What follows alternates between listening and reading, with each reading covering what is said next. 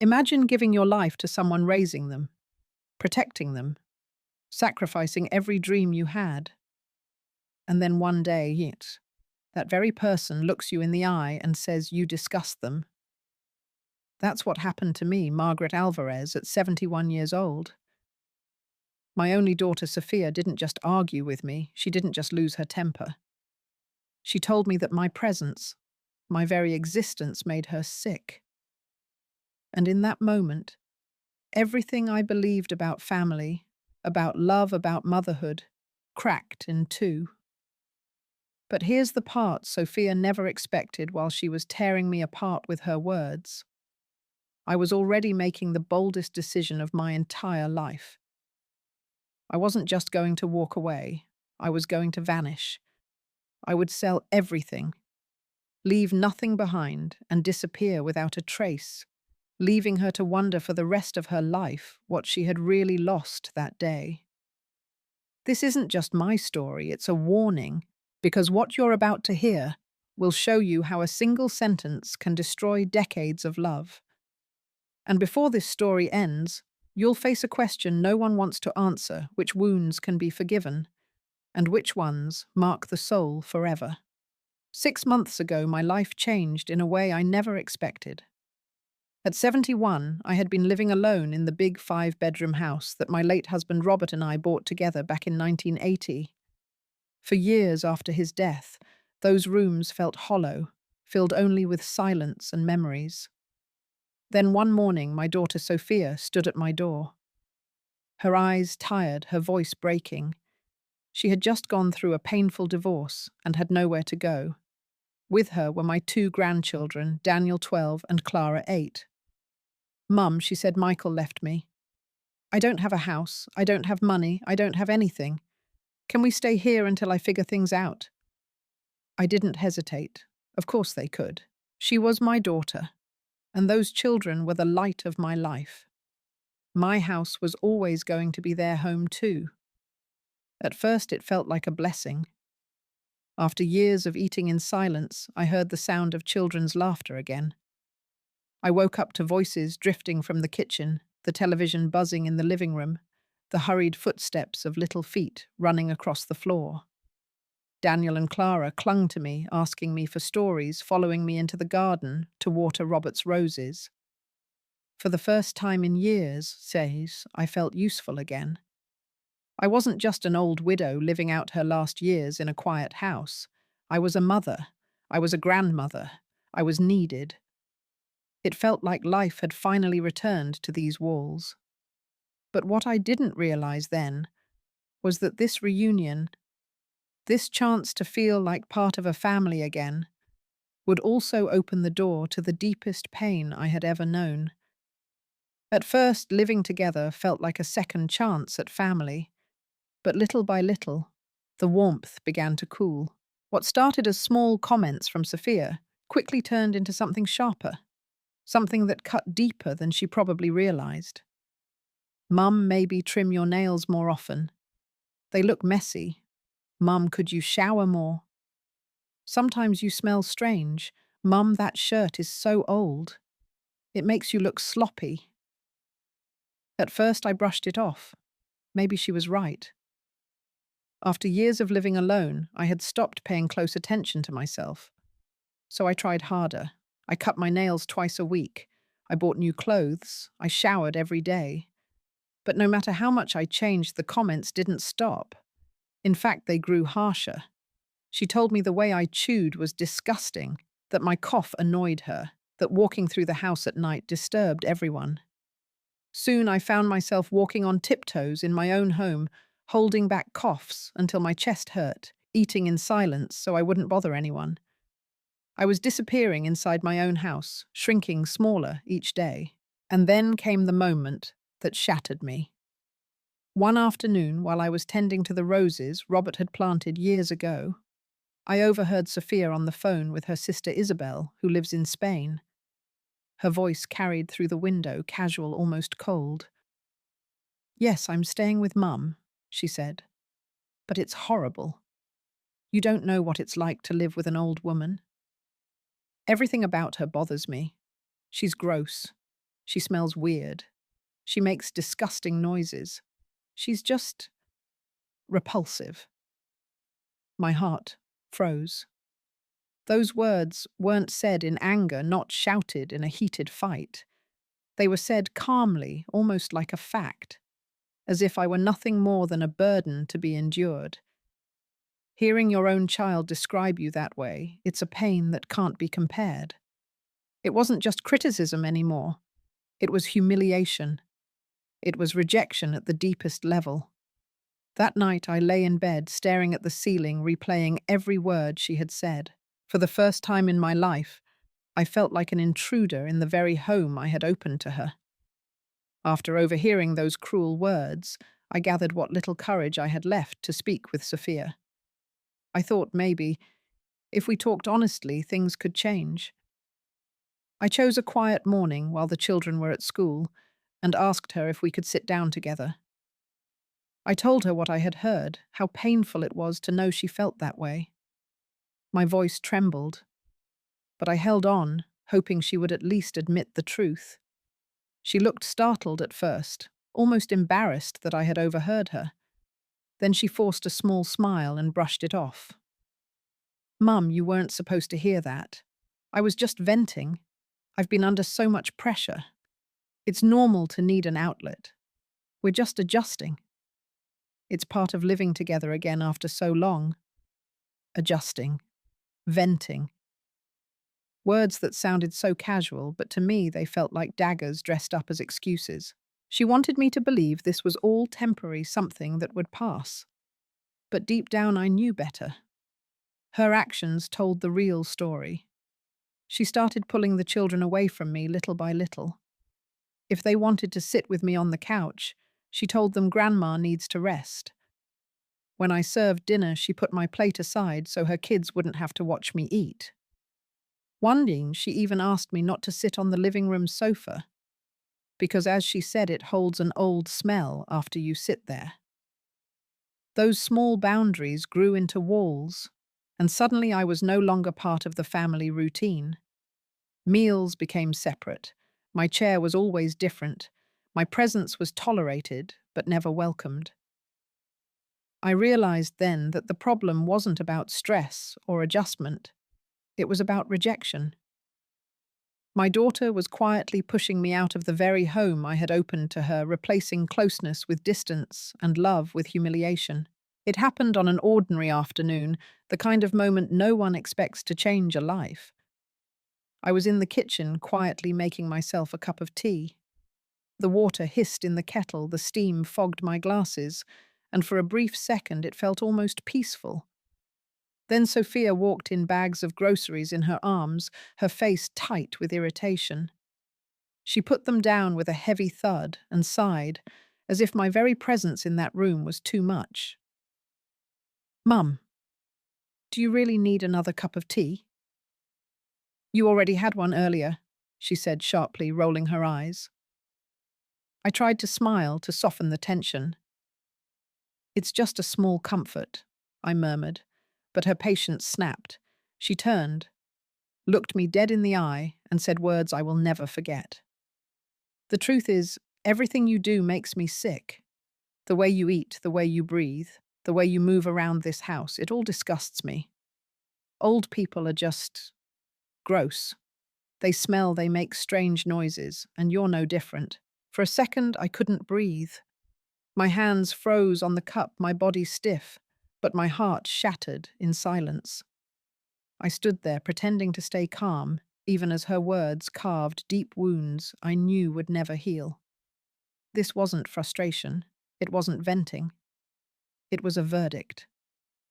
My own daughter had just sentenced me to a life where my existence, my very being, was something repulsive to her. I swallowed hard, forcing myself to hold steady, but inside I felt something die. The tea in my hand had gone cold, but that was nothing compared to the chill that spread through my chest. In that kitchen, I understood that love could be broken not with fists or betrayal, but with words so cruel they could strip a mother of her dignity in an instant. That night, after Sophia's words still echoed in my chest like a wound that refused to close, I sat alone at my desk. The lamp lit only half the room, casting shadows that felt heavier than the silence itself. My teacup from earlier was still there untouched, and I stared at it as if it carried the last piece of the woman I used to be. In that moment, I made the hardest decision of my life. I would leave. Not in shame, not as a broken old woman shuffled into a corner, but with my head held high. If my daughter found me disgusting, then she would get exactly what she wanted, my absence. But it would be on my terms. Sophia had no idea who I really was beyond the mother she disrespected.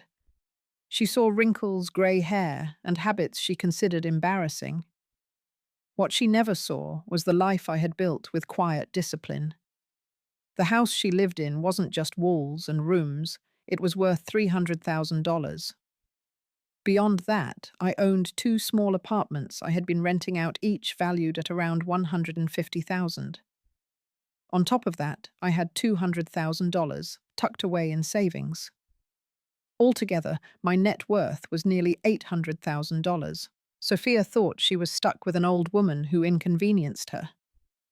But what she was really dismissing was a woman who had carefully secured a future, who had built a foundation that could have been her children's inheritance. I realized then that she had already lost it, not because of money, but because of her words.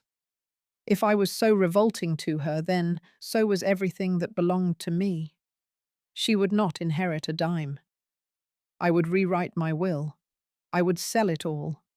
I would make sure that when I disappeared, there would be nothing left for her to cling to, not even hope of a financial rescue.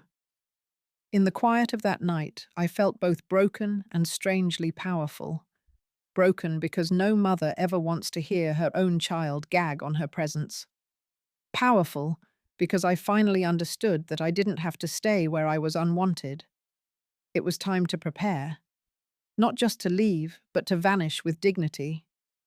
Once I had resolved to leave, I wasted no time. The very next morning, I called my lawyer, Mr. Herrera, a man who had advised me for nearly 3 decades. He listened quietly as I explained what Sophia had said and what I intended to do. His eyebrows furrowed when I told him I wanted to sell everything as quickly as possible, even if it meant accepting less than the true value. "Are you certain, Mrs. Alvarez?" he asked gently. "This is drastic. You'll be walking away from years of work and comfort." I met his gaze with steady eyes. What comfort is left when your own daughter tells you that your presence makes her sick? He didn't press me further. Instead, he promised discretion and arranged for a trusted real estate firm to handle the sales. From that point on, the process moved faster than I imagined. I authorized every deal without hesitation. The 5-bedroom home, that had once held laughter anniversaries and family meals, was sold for $250,000, far less than its market worth. But I didn't care. Both rental apartments went quickly too, each at $120,000. Finally, I emptied my savings accounts. In less than 2 weeks, everything was liquidated. In my hands, stacked carefully in envelopes and hidden away, I held $710,000 in cash. Not as much as my full net worth, but more than enough to fund the next chapter of my life in anonymity. While Sophia remained blind to my plans, I spent precious time with the only innocent ones in this story, my grandchildren. Daniel, 12, and Clara, 8, were still too young to understand the undercurrents poisoning the household. They only knew their grandmother loved them, and that was the truth I wanted them to carry forever. One quiet afternoon, while Sophia was away, I sat them down in the garden. The roses were blooming, the same ones their grandfather Robert had planted years ago. I pressed a small envelope into each of their hands. "Inside you'll find $1,000, I told them. "It's a gift, something to remember me by when you're older." Clara looked at me with wide, serious eyes. "Why would we need money to remember you, Grandma? We just want you." Her words cracked the armor I had been building around my heart.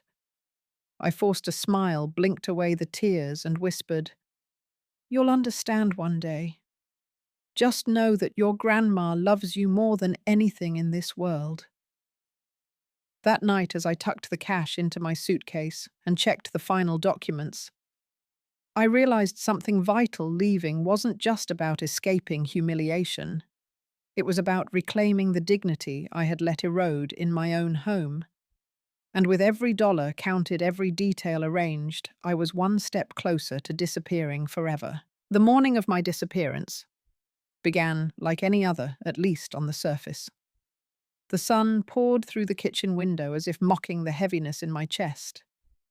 I had rehearsed every detail so carefully that by the time the moving truck arrived, my hands moved automatically. Two men in worn work shirts came inside, and without asking questions, carried out the pieces of my old life. The big TV Robert and I once watched Sunday movies on, the stereo we'd danced to at our anniversary, the computer where I'd written Christmas letters for the grandchildren, all gone in less than 2 hours. At 11 o'clock, the taxi I'd booked days earlier was waiting outside. Its engine hummed like a heartbeat, urging me forward. I stood in the middle of the kitchen for a moment, looking around the stripped-down house. Without the furniture, it didn't even feel like my home anymore, just a hollow shell where memories used to live. On the table sat a single envelope addressed to Sophia. I had written and rewritten that letter until the words were as sharp as the pain in my chest. It said simply, "You told me my presence disgusted you. Today I'm giving you exactly what you asked for my permanent absence. I sold everything I owned and left. You no longer have to put up with this disgusting old woman.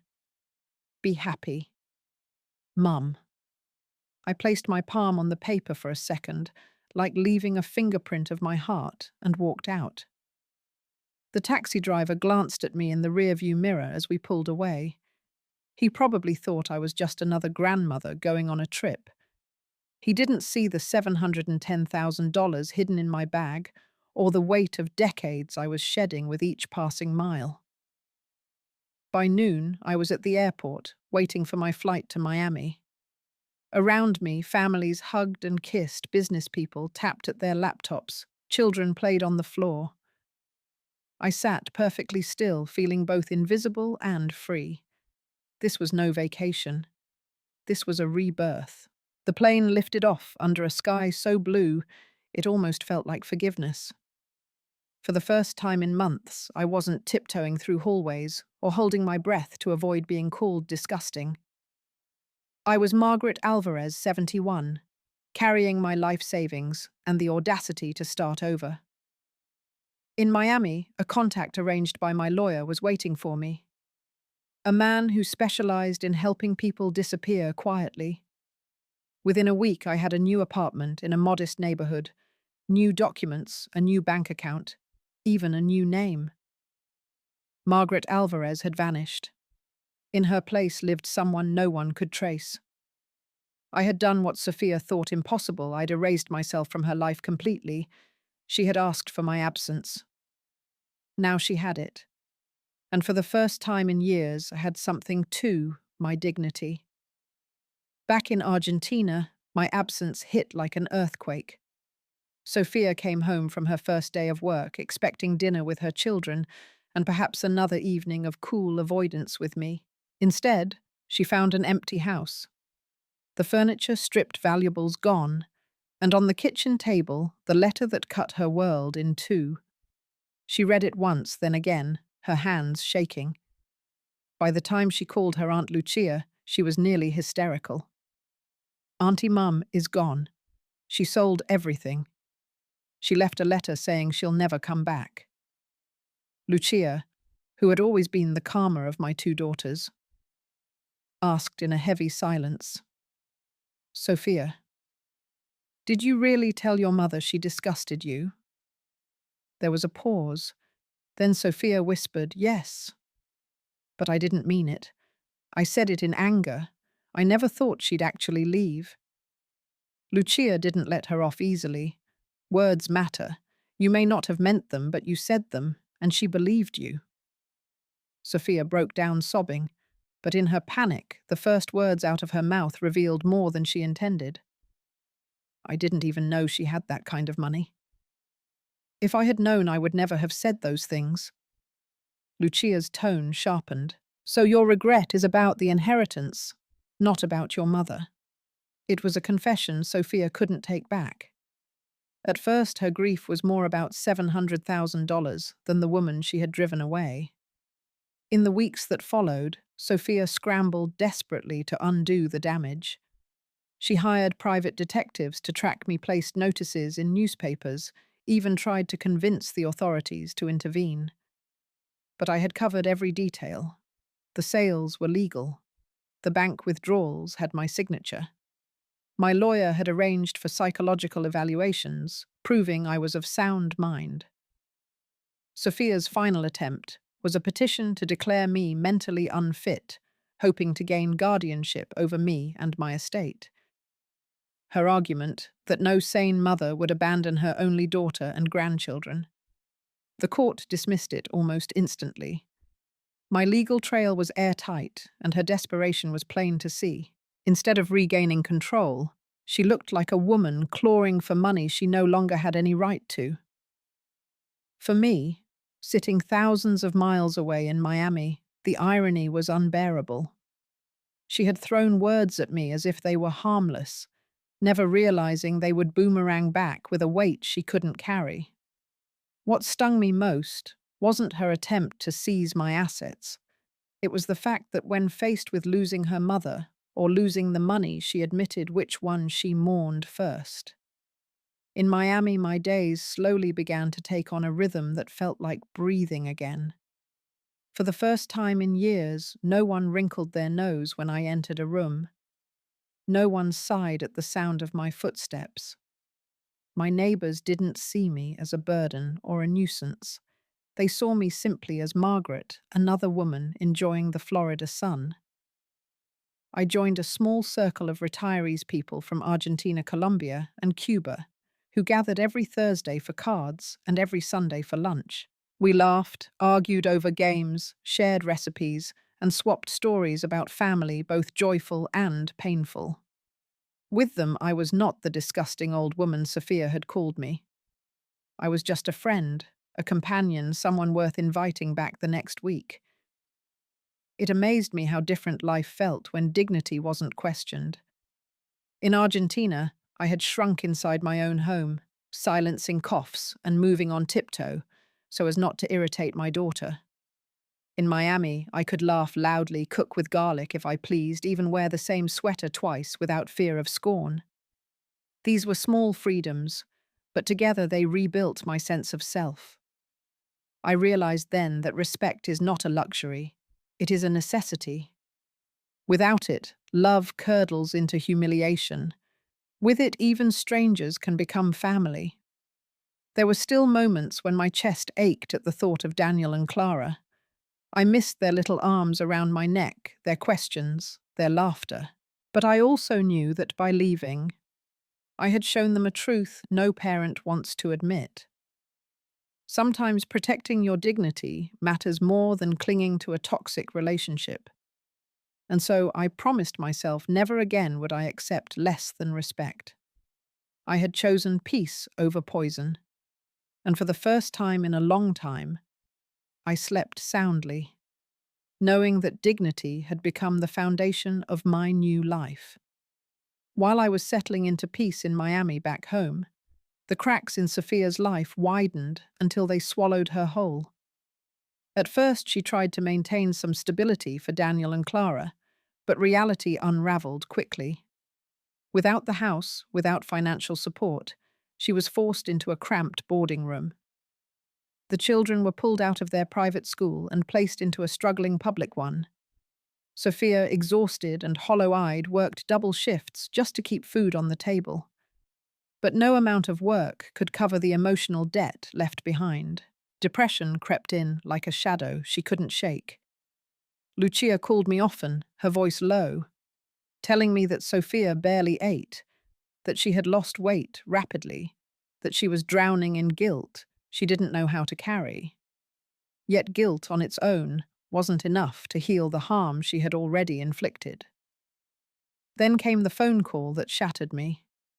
Margaret Lucia said, her voice trembling, "Daniel is in the hospital." My heart stopped. What happened? He tried to take his own life. They found him in his room, wrists cut with a razor blade. Next to him was a letter addressed to you. I felt the air leave my lungs. My 12-year-old grandson. My sweet Daniel, who used to water the garden with me, who laughed when I read him bedtime stories, had believed I abandoned him. And in his young heart, that wound was too heavy to carry. The letter Lucia told me was short but unbearable.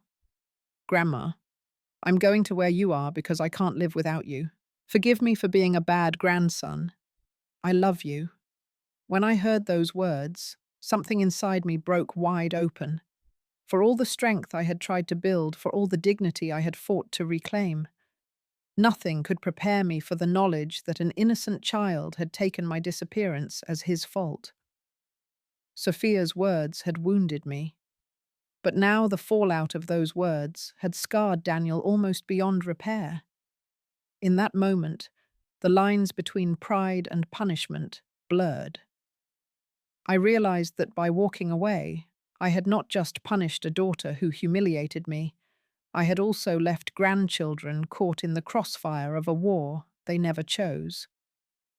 The night I learned Daniel had tried to take his life, I walked the beach in Miami until dawn. The waves crashed hard against the shore, but none of them drowned out the words of his letter. "Grandma, I'm going to where you are because I can't live without you." Those lines looped endlessly in my mind, heavier than any insult Sophia had ever hurled at me. I had left to reclaim my dignity, but my grandson's pain pulled me back with a force I could not resist. Pride had to bow to love. The very next morning, I called my lawyer and booked a flight to Buenos Aires. I left most of my money in a Miami account, locked away as a safety net, and carried only a modest sum, $50,000, just enough for whatever the future demanded. When I stepped off the plane, Lucia was waiting. Her eyes welled with tears as she hugged me, whispering, "Thank you for coming back. He's been asking for you every hour." The drive to the hospital felt endless. I kept replaying his childhood in my head. The boy who once tugged my hand to show me a frog in the garden. The boy who had laughed until he cried when I burned pancakes. The boy who had believed my love was unshakable. Daniel's hospital room was dim, the machines humming softly. When he saw me walk in, his small body trembled and tears streaked down his cheeks. He reached for me as if I were the last rope keeping him from sinking. "Grandma, I thought you didn't love me anymore." I took his face in my hands and kissed his forehead. "Daniel, my sweet boy, I love you more than my own life. I never left because of you. I left because I was broken, but you never for a second were the reason." His grip tightened around me, fragile, yet desperate. And in that moment, all the walls I had built in Miami crumbled. No new identity, no financial safety, no pride could compare to the truth before me. A child's heart, nearly shattered, needed me whole. As I held him, I realized that leaving had taught me one lesson, but returning was teaching me another, that love once planted in the heart of a child is too sacred to abandon, no matter how deeply wounded we are by the adults around them. Sophia entered Daniel's hospital room later that evening, her face pale, her shoulders sagging as if the weight of the past months had finally broken her. For the first time in years, she didn't speak with sharpness or superiority. Her voice shook as she turned toward me. "Mum," she whispered, "I know I hurt you. I used your love as a weapon, and I thought it would never run out. When you left, I didn't grieve losing you. I grieved losing the money. That's the truth. At first, all I cared about was the inheritance. I was angry you took it away. Her honesty cut like glass, but at least it was real. I looked at her, this daughter I had once held against my chest as a baby, the same one who had grown into a woman who thought her mother's worth could be measured in assets. For a long moment, I said nothing. The silence itself seemed to sting her more than any words could. Finally, I spoke quietly but firmly. Sophia, answer me one thing. Did you ever truly love me? Or did you only love what you thought you would inherit from me? Her lips trembled. Her eyes filled. But no words came. That pause, longer than any confession, was the answer. It was in that stillness, in that unbearable gap between a daughter's shame and a mother's broken trust, that I understood what had really been stolen from me. Not money, not property, but the certainty that my child's love had been unconditional. And now, facing her across the sterile hospital floor, I realized the one truth I could not ignore. Forgiveness may come, but trust, once shattered, never returns the same. After that night in the hospital, I lay awake for hours, staring at the ceiling, wondering if giving Sophia another chance was strength or foolishness. My heart ached for Daniel and Clara. They deserved stability, not a family fractured beyond repair. But I also knew that stepping back into Sophia's life without clear boundaries would only repeat the old cycle. So when we finally sat down together in the quiet corner of the hospital cafeteria, I spoke with calm resolve. Sophia, I am willing to try again, but only under conditions. This isn't a return to the past. It's a new arrangement, one that protects me as much as it helps you. Her eyes widened, but I continued before she could interrupt. First, we share expenses fairly. I am not your safety net, and I refuse to be used again. Second, if you ever insult me, if you ever call me disgusting or shame me even once, I will walk away for good. No warnings, no second chances. Third, we don't live under your roof or mine. We move into a neutral house, a place that belongs to neither of us, so we can start fresh without ghosts of the past hovering in every corner. Sophia nodded slowly, her face a mix of relief and discomfort. She wanted me back, but not on terms she could easily control. For the first time, she was the one asked to bend. What I didn't tell her was that my Miami account remained untouched, a quiet escape plan if things collapsed again. $700,000 waited for me there.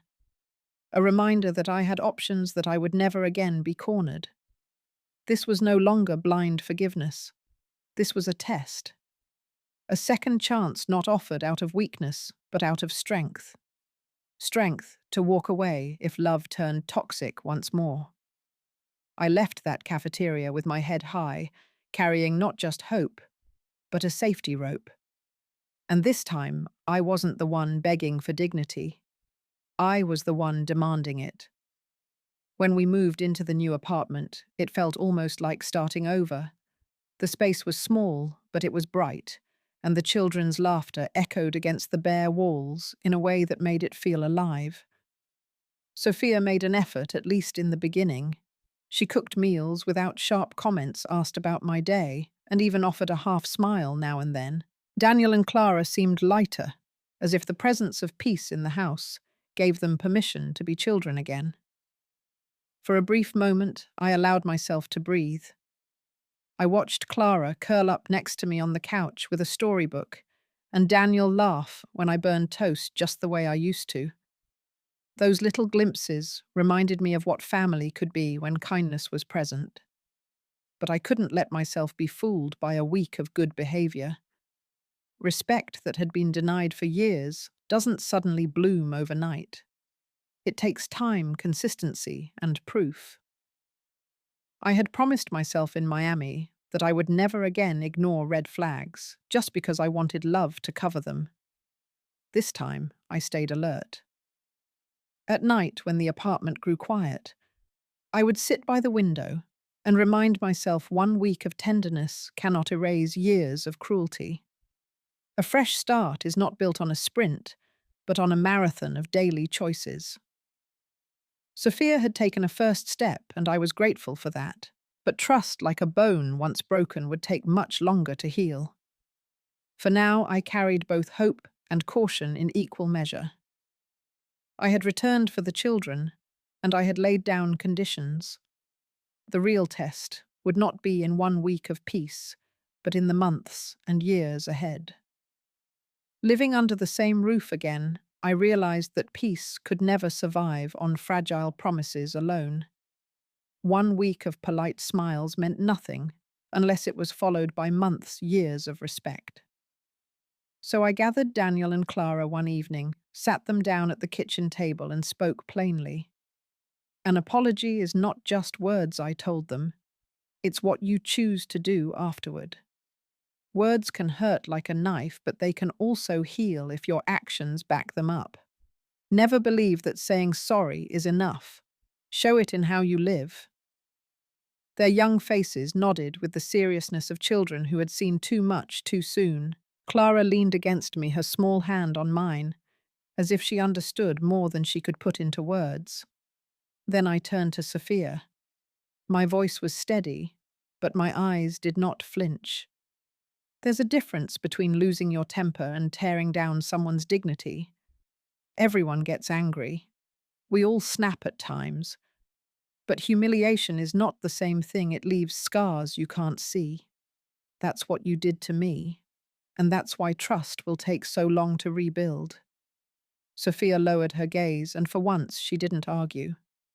Perhaps because deep down she knew I was right. I had lived long enough to understand that words are not cheap. They are bricks. Each one laid carefully can build a home where love and safety live. But one careless stone thrown in anger can knock down the walls of that very home. That was the lesson I wanted them to carry.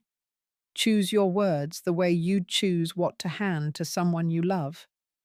Because words once spoken cannot be taken back. One evening, after the children had gone to bed, Sophia pressed me with a question she had been holding back. "Mum, how long will it take for you to believe I've changed?" I didn't rush my answer. I had learned that trust is not rebuilt by haste. It grows only with time, like a fragile plant that needs steady care. "I can't give you an exact number," I said. "Maybe 6 months. Maybe a year. Maybe longer. Real change doesn't happen in a week of good intentions. It shows in the choices you make over and over again." Her shoulders slumped, but she nodded. For once there was no argument, no quick excuse. Just a daughter listening and maybe finally understanding. Then I told her something I hadn't shared with anyone else. "If you prove to me that this change is real and lasting, then I'll bring back the money I left in Miami. Not all at once, but enough so we can build something new together. But if I see even one sign of the old cruelty, Sophia, I will leave again. And next time, it will be forever." The room was silent after that.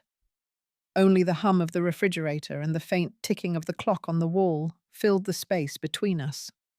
She knew I wasn't bluffing. She could see it in the way I held her gaze steady and unshaken. It wasn't about the money. It never had been. It was about dignity, respect, and the kind of love that could only exist when words and actions matched. Sophia would either learn that lesson, or she would lose me again. For the first time, the future wasn't completely in my hands. It rested in hers. Looking back, I realized this story was never just about me and Sophia. It was about a lesson that every family eventually faces. Dignity is not negotiable, not even with the people you love most. You can forgive many things in this life, but once your self-worth is stripped away, nothing feels safe anymore. That's why I made peace with a hard truth. It is better to be alone and respected than surrounded by family who belittle you. Silence and distance may hurt, but humiliation poisons the soul. And no mother, no father, no child should have to live tiptoeing around their own home just to avoid being made to feel like a burden. Words matter. They can build bridges or burn them down. They can keep a family together or scatter it to pieces. A simple word of kindness can change someone's entire day. A careless insult can scar them for life. Once spoken, those words can never be erased, and sometimes no apology in the world is enough to heal what they destroy. So I leave you with this: think about the words you use with the people you love. Are you lifting them up or tearing them down because you assume they'll always forgive you? Do not wait until it's too late. Do not wait until they're gone to realize what you've lost. If you owe someone an apology, give it today, not tomorrow. If you've been careless with your tongue, don't hide behind excuses. Make it right before the chance slips away. Because I was given a second chance, but not everyone is that lucky.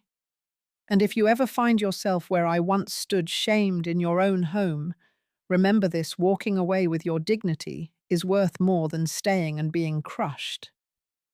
Sometimes solitude is not punishment, it is freedom.